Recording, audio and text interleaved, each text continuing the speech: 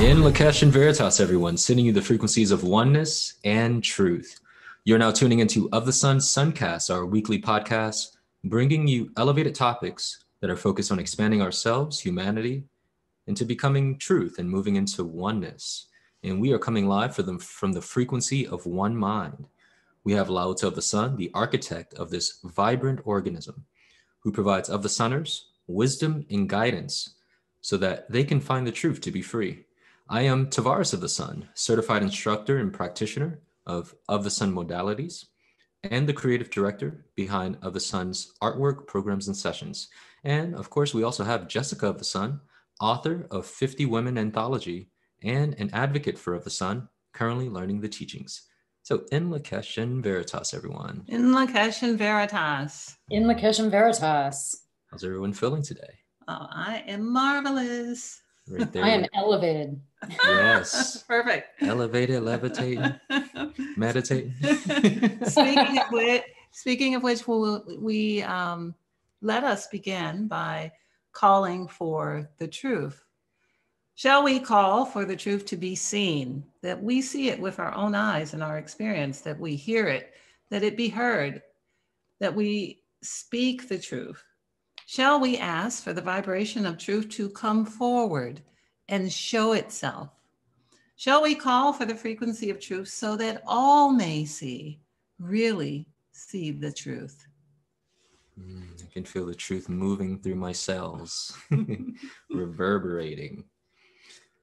Okay, so today's topic, we're touching on something that is super pervasive in the human experience. Standing up and putting down darkness. And specifically as it pertains to the negative and dark influences from our ancestry, broadcasting deep within our DNA. And this is such a pertinent topic because of the gravitational pull into negative thoughts, behaviors, and traits that not only come from our individual soul experiences, they are also from the experiences that have taken place throughout the lineage, from generation to generation, which has thus imprinted the DNA. So we're going to dive deep into these ideas with some everyday scenarios as well as solutions. But first, we must cover the appropriate understanding on ancestors and the influence as it pertains to our DNA. So, LaOta, would you give us a deeper understanding of this concept to set us off? This is something that in the West is not as well known as it is in every other place on the planet.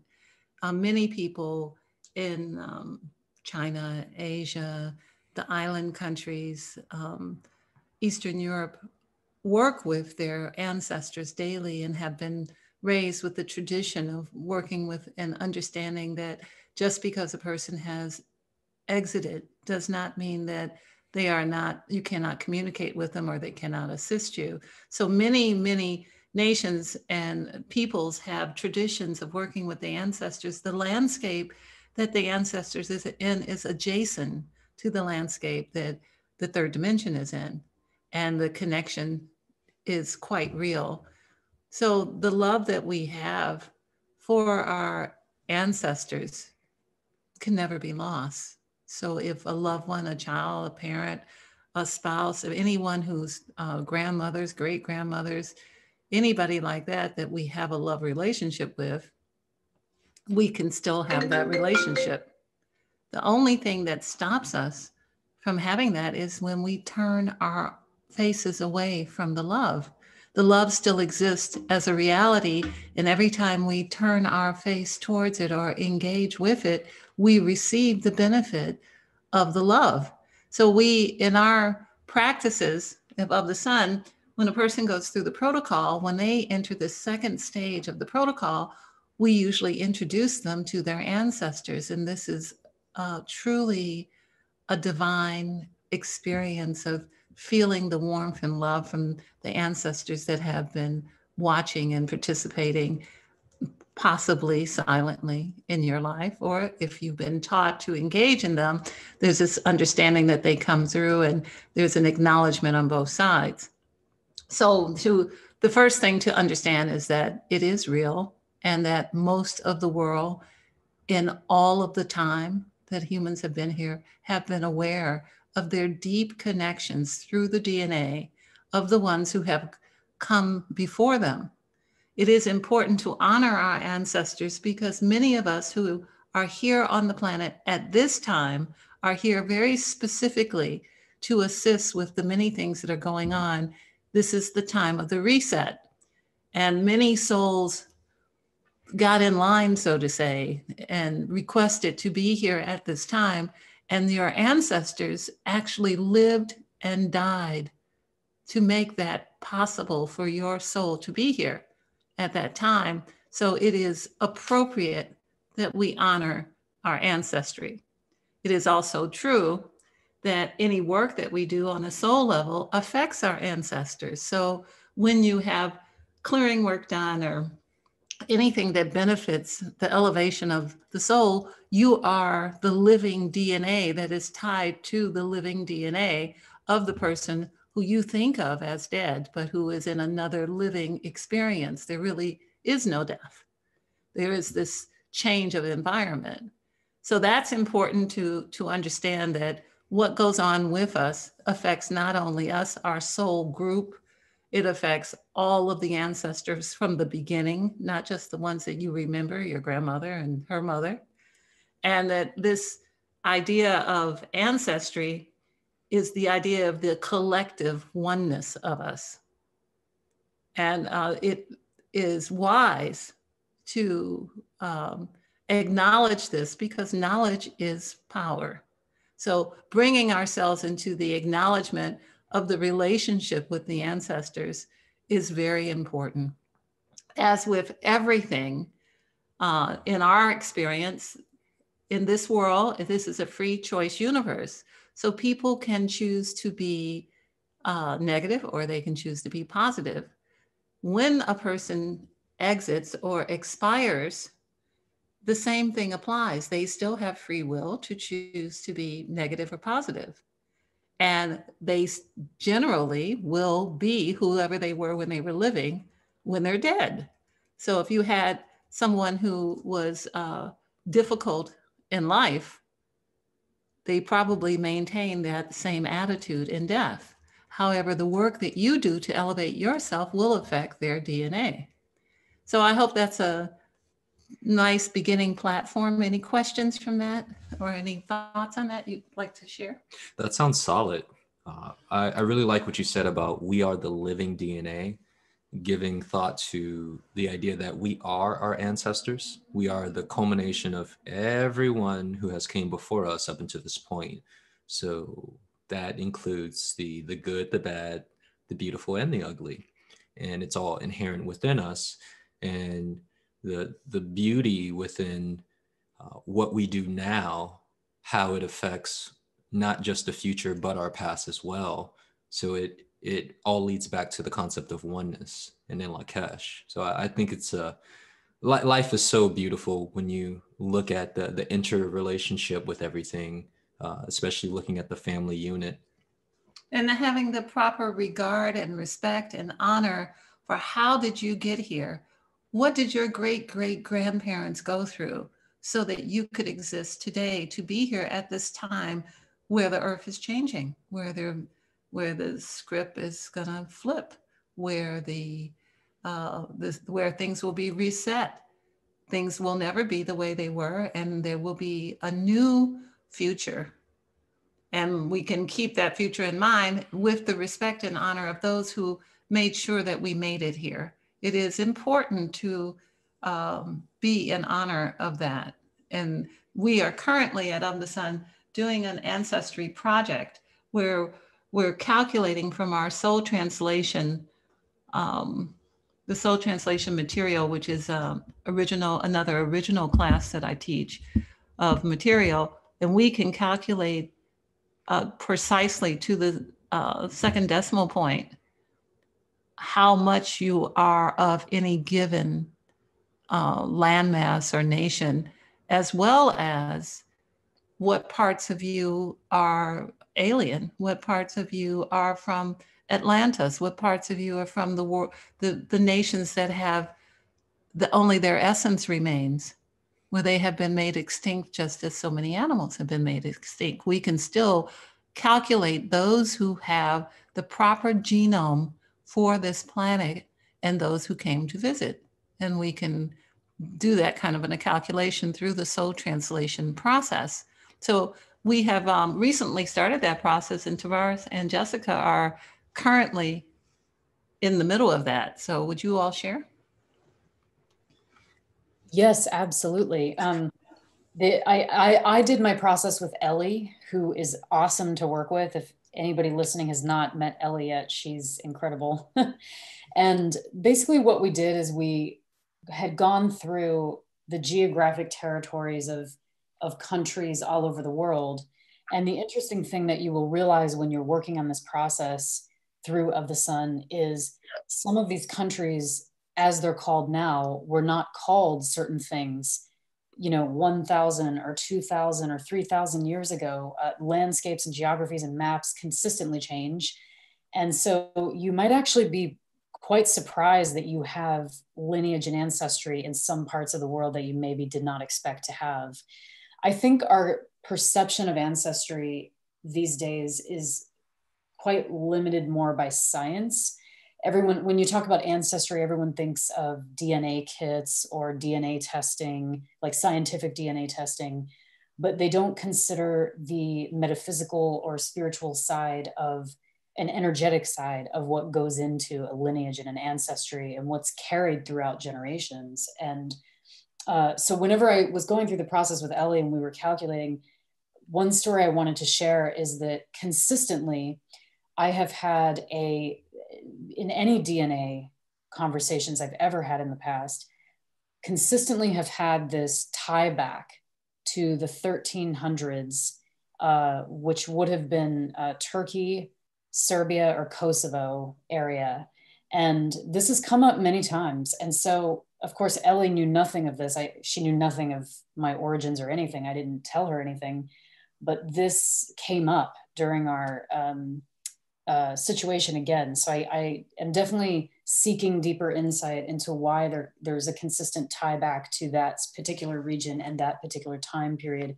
I think whatever happened back then is an imprint that I have taken throughout, that's been passed through my lineage through centuries. And I think some of the patterns that have shown up or negative motivators that have shown up could be tied in large part back to that incident. And maybe that's why it's coming up so much, but it's really quite surprising where your roots are. And so I'm now to the point where I'm going to be performing the calculations of my tiebacks. So I'm like 50% of the way there right now. So I'm going to get the deeper insights in the coming week. And I'm very interested to see what surfaces. And Tavares, I'm sure you can speak from a much more advanced perspective than where I'm at. Well, I think you did quite well in conveying some of these ideas from having someone calculate this for you. I have had the honor of being a practitioner of soul translation, taught under LaOta of the Sun. And I gotta say, it blows me away, the accuracy. And I had the privilege of doing a group last night and seeing them wowed. Again, this idea of them not sharing any of their background with me, but we're touching on their lineage, pulling it up with the soul translation. But then it goes even beyond their awareness as well. And one of the things to me that was so surprising, which you did already touch on this, is seeing that we're not necessarily who we think we are, due to our limited understanding of the ancestry. And I began to see that I have ancestry that was from Western Europe, along the Mediterranean coastline, South America. And what's interesting is that there has been a pull to study and look into some of these cultures like Morocco or Peru and things like that. This pull, I want to visit that place, and never really knowing why, but it's because it is a part of me. My people have been there, or I've been there through my people because I am my people. And what I've noticed, what this process does is it begins to, in a world where there's this binary of us versus them and this separatism built upon illusion, it starts breaking these walls down within your consciousness. When you start realizing I'm more than just whatever the color of my skin is, or the one country that I'm aware of that my parents came from, you begin to see, oh, I'm actually everything. I really am. And, that for me, it has helped me move deeper into the understanding of oneness. And it moves me into striving more and more to stand up for that truth within my own day-to-day experience. And of course, helping others, ushering them into that understanding through their own breakthroughs that they receive from having this information revealed to them.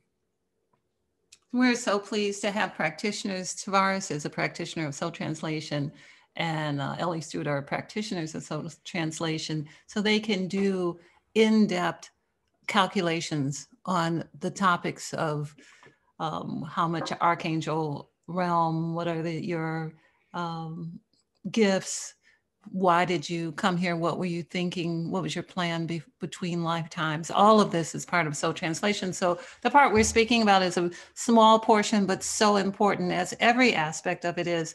Knowledge is power. It's very important. Not only do many of us not look like what we are, many of us look like something different than what we actually are. And it really goes to this idea that if you have the correct genome and are from this planet is yours. Everywhere you place your foot is sacred space.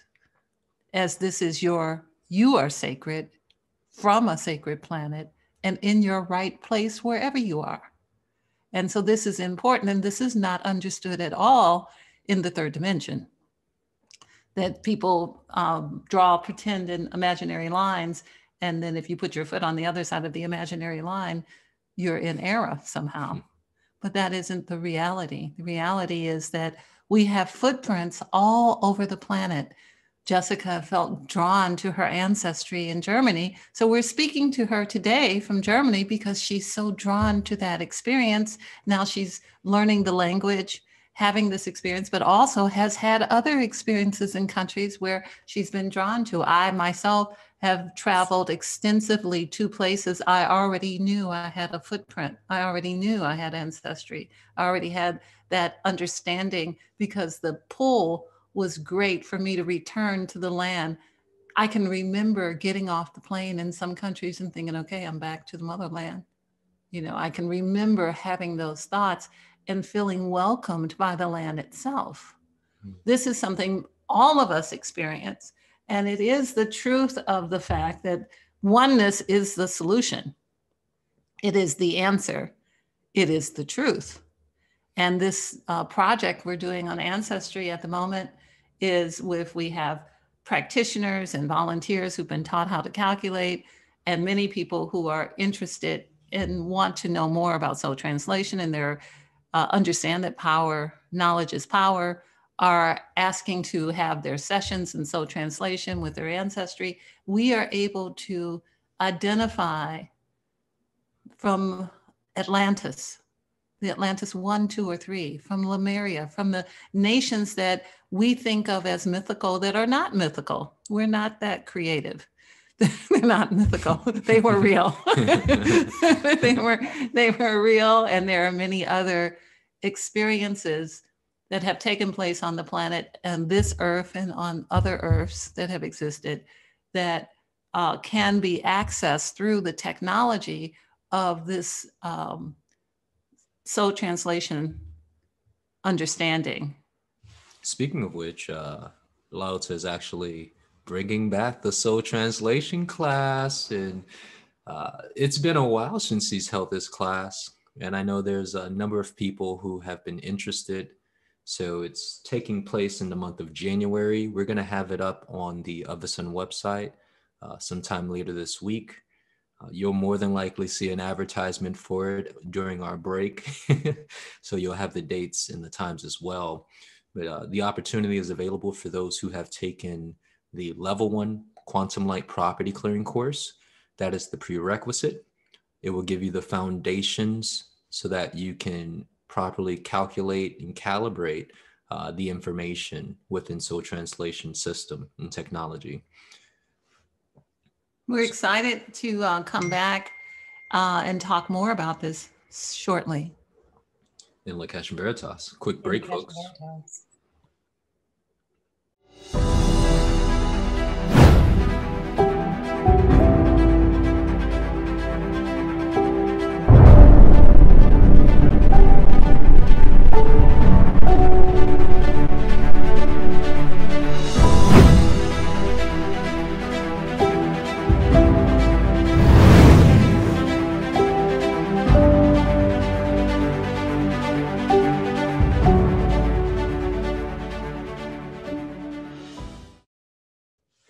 In Lakesh and Veritas, everyone, welcome back to Suncast Podcast, and we are speaking about ancestry as it pertains to our DNA.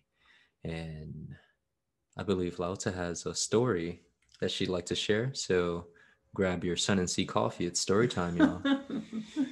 This is, it's very interesting, the idea of the ancestors. We live in a world where people are obsessed with the past. They're obsessed with old furniture. They're obsessed with antiques, old traditions, things that all have power in them that have been put in them through our ancestors in different times and places. And when people say, you know, the world has been full of plundering, raping, stealing the planet and individuals in wars. So war artifacts that people keep that are from ancestors are full of the idea of the energy of war.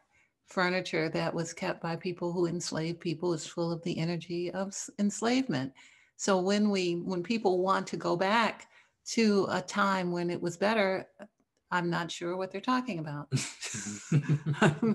I'm at a loss to find that time, or when people want to keep the traditions of old things instead of embracing the forward motion of evolution. This is problematic.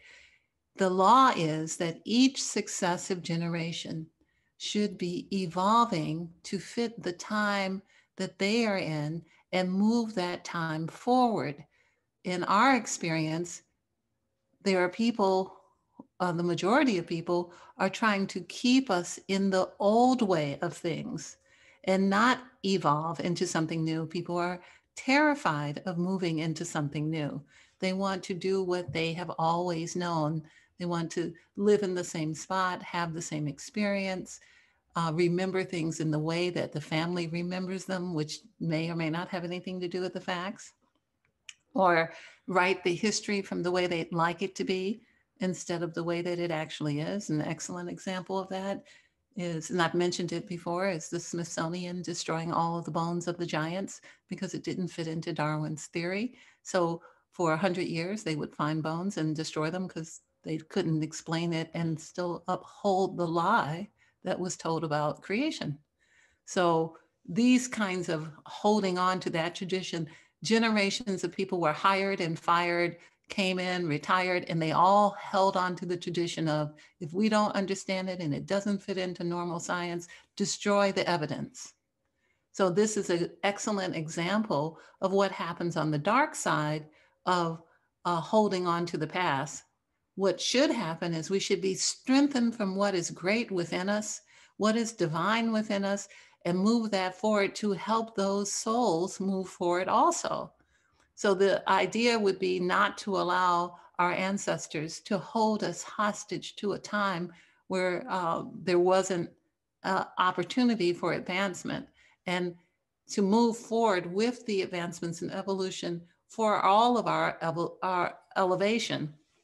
In my own experience, in the history of my own family, in the close history, many of the women in my family die, and my mother's sisters in their 50s because of hypertension, obesity, wrong eating, wrong thinking. And I was very aware that this was a tendency in the family. There was also many other diseases. Those were most rampant, but there many things run in the family. And I decided decades ago that that would not be my fate, no matter what the doctor said that was my heredity. And it has proved that that decision to evolve into something new and to not step into the pattern that was already imprinted upon my DNA, for me at a certain age to start to deconstruct. So I have survived that and evolved beyond it. And now my DNA is different for my children than the DNA that I had at, say, 30. And now my grandchildren have a different imprint because the DNA is living, and the future grandchildren that will be born will be greater for it, because doing nothing leads to extinction. If we think ourselves into the greater experience, we can evolve into stronger beings. So I offer that as a way for you to begin to understand how the DNA works and how it can work not only in our own families, but culturally and for the whole planet itself. If we were all to call for correction and come together in truth, ask to see the truth in each other, then once you see the truth, you can make the corrections because you have the knowledge. So once I saw that all of my aunts were dying at a certain age, it helped me have the evidence to know, not that I was going to die, but that I didn't have to. That, oh, look, they're all dying. I need to put something in place. I need to eat right, eat life, do things a certain way, think elevated thoughts, not be negative, so that I can exist longer and change my own DNA. So that's my story of what has happened on the very real side in my own experience. So now I have outlived all of those relatives that die off at that age more than 15 years. Yeah, I'm gonna cue a fanfare. I think that's that's an excellent story to support the understanding of how DNA can be changed. We do not have to be imprisoned by the behaviors and the traits of those who have came before us, and we can correct it and move ourselves into greater alignment with the truth of who we are, through doing something different. As simply as that. But it does require the will, and that story speaks to the will and the desire you had to be different. You saw that, okay, I'm coming from a long list of family members who are dying of this and that, and that appears to be the trajectory unless I do something different. And you were also saying this idea of how we are meant to push things forward. That was literally an act of pushing yourself and the lineage forward out of that looped pattern of disease. And this is something that everyone can do, that we all have available to us if we only have that will and desire to correct ourselves. It's a willingness to fight for our own existence. What I have learned from this is that if you do nothing, you will disintegrate. If you do nothing, if you fall into the pattern of sadness, depression, and insanity that many of our families have, then you will have varying degrees of that experience unless you rally yourself, fight for your own existence, and call forth the greatest aspects of you. So this is, on one level, this is how the darkness in the lineage takes us out. But it's not the only way in which that happens. The attitudes and the attitudes towards women, the attitudes towards children, the authoritative behavior, the repression that happens in the homes, all of these are carried through the DNA. So if we recognize them in our parents and our siblings or in any of our soul groups, we can start addressing them within ourselves and make the change because we are them. Yes. This is the biggest concept of this program today. We are the ancestors. We have the power to move them forward through moving ourselves forward, through our own fighting for our own existence, making the necessary corrections, calling for right thinking. These are all things that they never thought to do. But this is technology that's available to us. Correction is a technology. Right thinking is a technology. It exists as part of creation. Right thinking is a aspect that was created in creation. Correction was created in creation. Humanity just has never taken advantage of calling for it before. Yeah, we've been stuck in seeing how a thing is wrong, or the fly in the milk, so to say. And this is new thought to us. And that new thought, which can break us out of our loop pattern.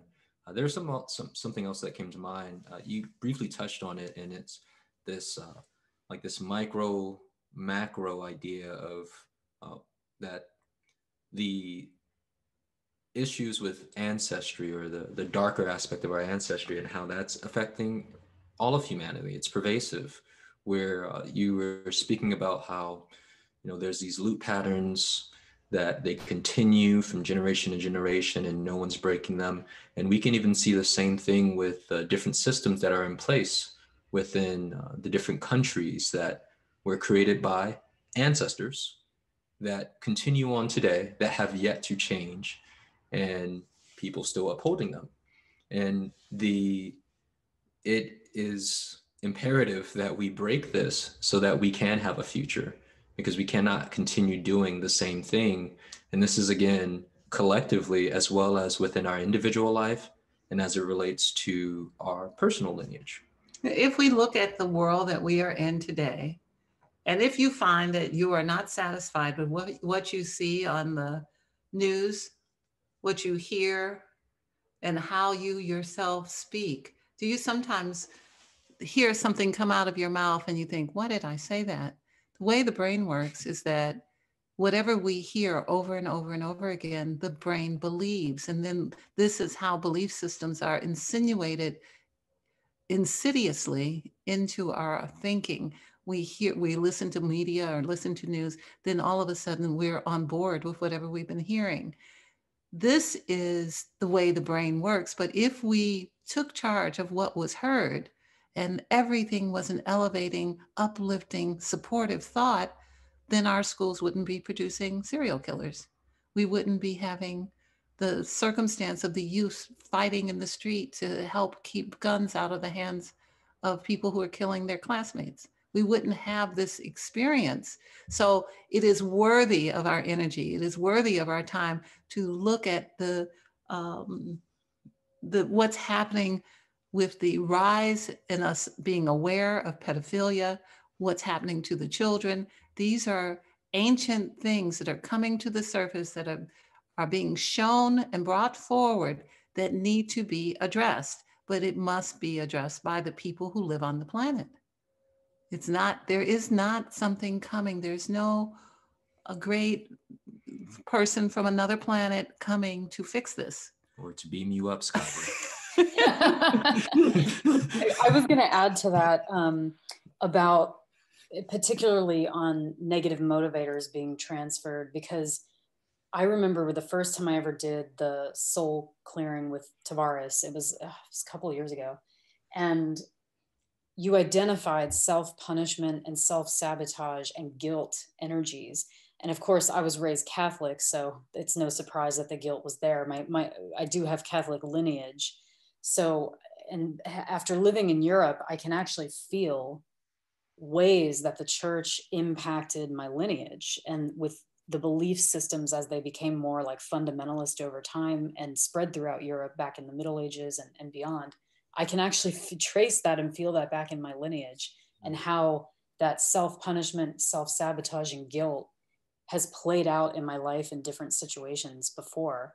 So addressing those actually addressed several common behavioral patterns and problems that I was seeing resurfacing in different areas of my life over and over again, because I'm sure many of you listening have had this experience. You go into something, or a relationship, or like a job, or whatever it is, or a project, with good intentions and excitement, and then somehow some behavioral pattern reflects itself in a way that you have seen before, but you're like, how did that happen again? Like, I did everything that I thought I could to like prevent that from happening. Why did that relationship end like that? Or why did that situation end up that way? And it's because of those patterns, and those come from ancestral, DNA and everything. And it's funny because before I underwent this experience, I never would have thought about that. but clearing those patterns through my ancestry has helped clear a lot of things out of my life and people. Absolutely. Even when in my own situation, when I think back about my mother's eating habits or her behavior or her creativity, the things that would be available for evolution and the things that were stuck from previous generations. And I think that there was never any thought given to the fact that she had power to shift it, that there was always latent, standing all around all of us. We're standing in a soup of potential. We are in this moment. Every moment is a moment of potential that we could rally our intention and potentially move ourselves to a higher, more greater, more satisfying experience. Instead of, if you have, in my case, I have relatives who were afraid and who were worried and who were a negative in their way they thought all day long, and then they died that death. And it was they died as they lived in a state of disarray. It doesn't have to be that way. We are in swimming in the potential to change everything. Each one of us can choose and then gain the absolute clarity to move ourselves and evolve ourselves. I was talking to Tavares yesterday and I was saying, the most magnificent thing that you will ever see, the most wonderful thing that you have is your body. You just don't have the owner's manual. So, you need to request those pages. Yes. Oh, yes, I did. So these are the things that we want to talk about with Soul Translation. We'll have more conversations about ancestry. There are the fractions that exist and just as people in our world exist in the negative framework and those in the positive framework, the same thing exists in the unseen world and in the ancestral world. So we want to make sure that we welcome those who will support us. The ancestors are us and they want to support us. But just like here, sometimes there'll be people in cars and honking and running through the streets with blowhorns, screaming, do what I want you to do what I want you to do, vote the way I want you to do, do what I want you to do. So we have ancestors like that too, who are keeping the other ancestors in the house who are like, I want to go out and play, but they've got trucks out there and guns and I want to go be with my grandson. And they're like, no, stay in the house. We're yelling. So that same dynamic exists in the unseen too, that the same personalities that were enraged, who want to enslave people, who want to force you into doing what they want you to do, those same personalities exist in the world of those who have expired. And they often are also our ancestors. And then we have our ancestors who have wanted righteousness, wanted elevation, wanted to be greater than that. And they exist also. So there are two separate and distinct experiences going on with us in the unseen world. And many people do come to Of the Sun because they're having experiences that are unpleasant with what they think are their ancestors, and often they are. And this is something that we can help with. And it's not something that everyone is aware of, but there are many cultures where people are aware, and many cultures where people are placating the negative ancestors so that they don't come into their experience and create havoc. But everyone has an army of, like a posse of wonderful ancestors who are you, who love you, who cherish you, who've been waiting for you to call them forward. So we encourage those who are with us to do that once they learn how to make sure that the other fractions are in check. Hearing you share this, it brought forth an experience. I was reflecting on that influence when you were saying the ancestors with the blowhorns and trying to tell you what to do. And I recall you sharing this, and this has stuck with me for a long time. Every thought that comes in is not your thought, and so sometimes there's that thought to do this type of action that you know you shouldn't do, but it comes in. And there have been times where I've checked with my guidance, where did that come from? It's negative ancestors trying to influence me to continue the behavior. And, like what Jessica was saying about the negative motivators, I think it's very important to understand like what frequency is the information coming in from. Is it information that's supporting your growth and evolution, or is it information that's more of the same stagnant negative loop that will put you right back in the same position you started at and that your ancestors started in? Yeah, did it hurt last time? It's going to hurt again. Yeah. The stove is hot. It was hot before. It's still hot. Was that stove hot last time? Because it's still hot. Yeah. Yeah.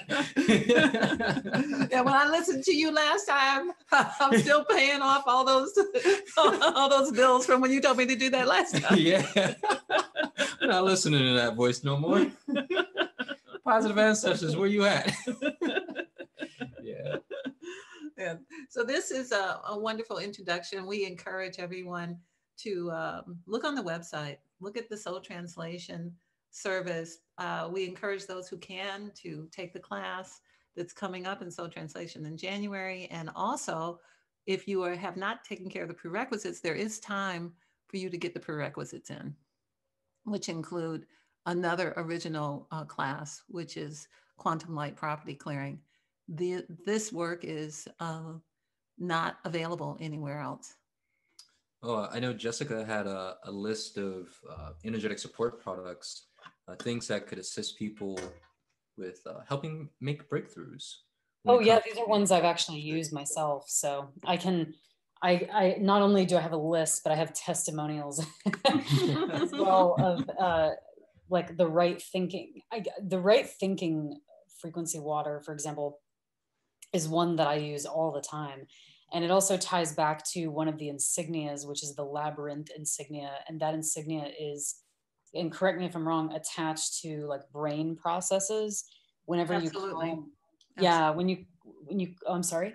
Absolutely. Absolutely. Yeah. When you call on that insignia, you're calling for correction in like neurological thought processes and thought patterns. And so, not that I'm trying to get too nerdy here. Oh, get nerdy. The labyrinth on the that frequency water bottle, that's actually what it ties back to. And it's one of the basic ones. And I can't tell you that if I find myself going in directions I shouldn't go with my thoughts, when I'm doing practices, I use that product pretty much daily.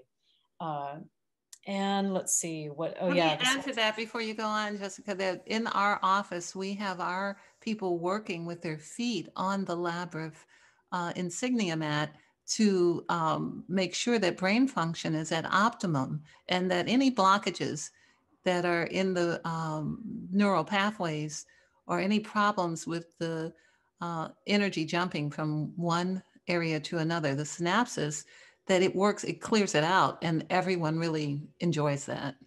So, and also there's, we have an insignia card, which I know you have as well. So we have many different levels where you can put your hand on the card, you can put your feet on the card, you can look at the bottle, and the brain immediately begins to work better. And these are things that everyone who uses it has verified. They're very visceral experiences. So thank you, Jessica. Oh, yes. All right. So I'd say we wrap this up. This is Tavares. Before we wrap up, isn't there an Ancestors frequency water? Yes, there is. Yes. We should mention that. Okay, I think we've mentioned it. Ancestors, it's on the table now.